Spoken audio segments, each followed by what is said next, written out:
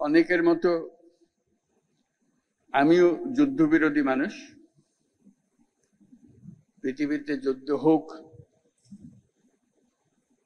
এটা আমরা কামনা করি না। যুদ্ধ প্রস্তুতি অনেক সময় যুদ্ধের দিকে নিয়ে যায়। কাজে যুদ্ধ প্রস্তুতি সম্বন্ধেও একটা ঘোরতর আপত্তি। কিন্তু এমন বিশ্বে আমরা বাস করি প্রতিনিয়ত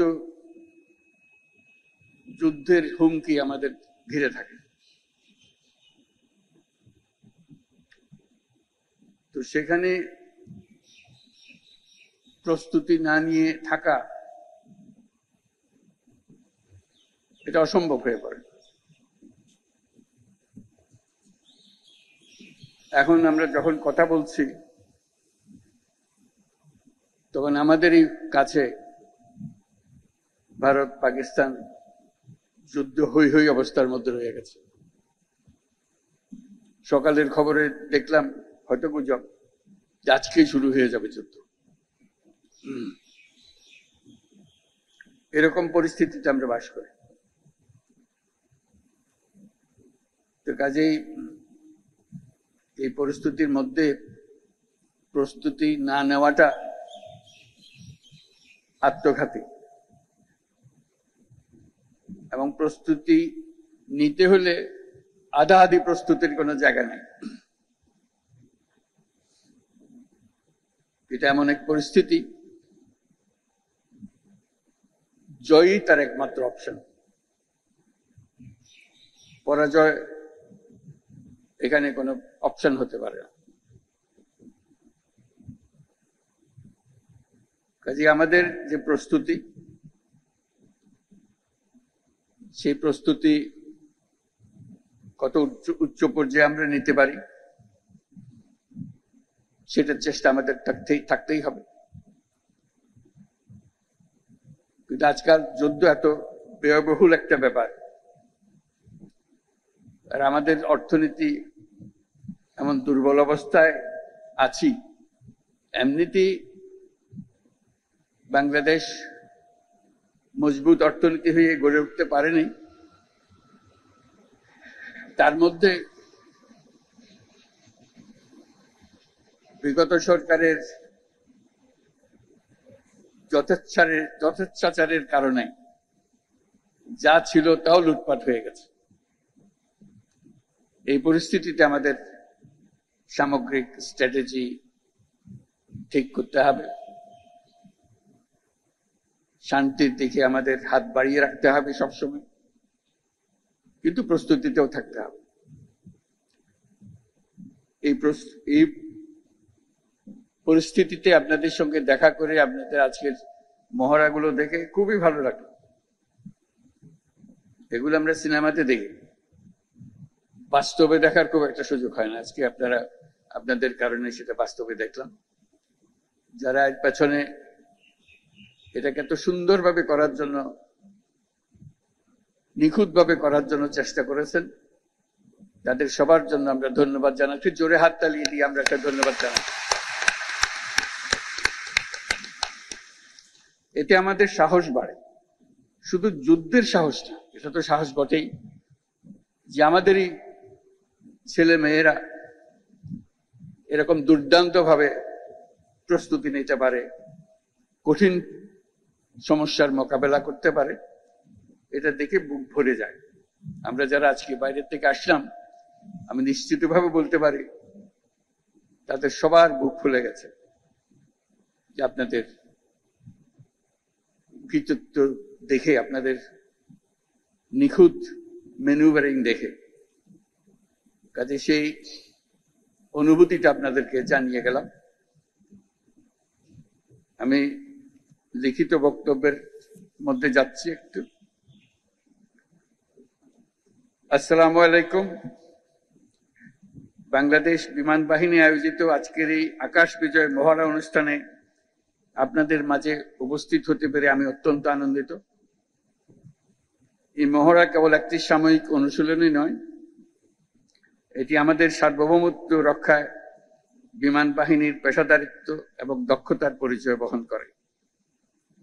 আমি এই মহড়ায় অংশগ্রহণকারী সকল সদস্যকে তাদের নিষ্ঠা, শৃঙ্খলা এবং পেশাগত উৎকর্ষের জন্য আন্তরিক ধন্যবাদ জানাচ্ছি।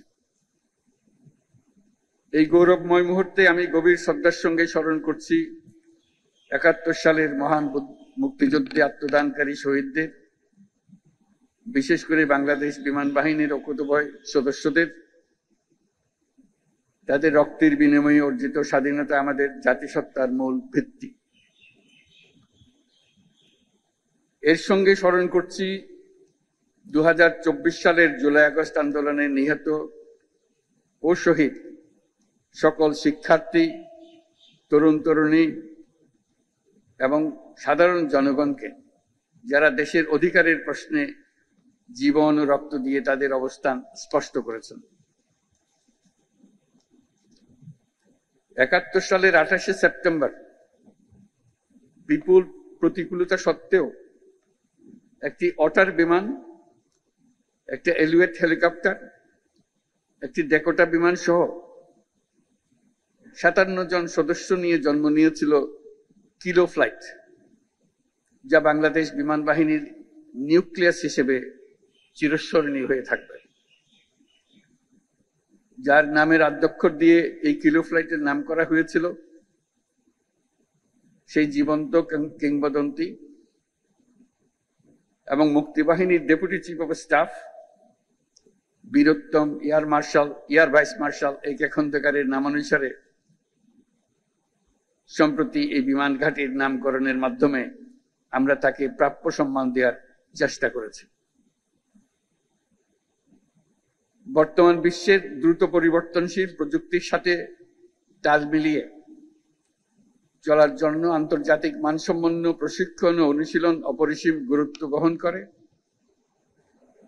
এই প্রেক্ষাপটে বাংলাদেশ বিমান বাহিনীর সদস্যগণ নিয়মিতভাবে বহুমাত্রিক প্রশিক্ষণ কার্যক্রম ও অনুশীলনে অংশগ্রহণের মাধ্যমে নিজেদের জ্ঞান ও দক্ষতাকে যুগোপযোগী করতে সদা সচেষ্ট রয়েছে, যা এই মহড়ার মাধ্যমে আমাদের কাছে স্পষ্ট হয়েছে।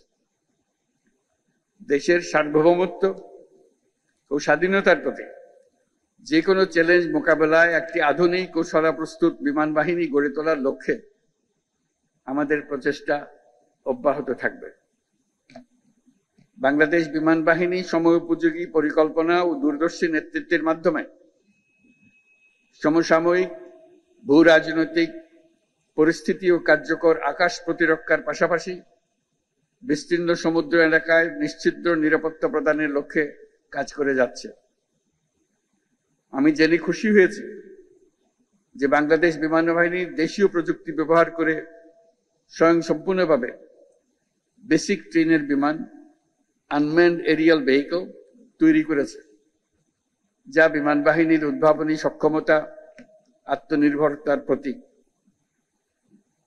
বিমান বাহিনীতে ভবিষ্যতে অত্যাধুনিক যুদ্ধ বিমান, হেলিকপ্টার, পরিবহন বিমান, radar, surface to air missile, UAV সংযোজনের জন্য সরকার বিমান বাহিনীকে সর্বোত্তম সহযোগিতা প্রদান করবে।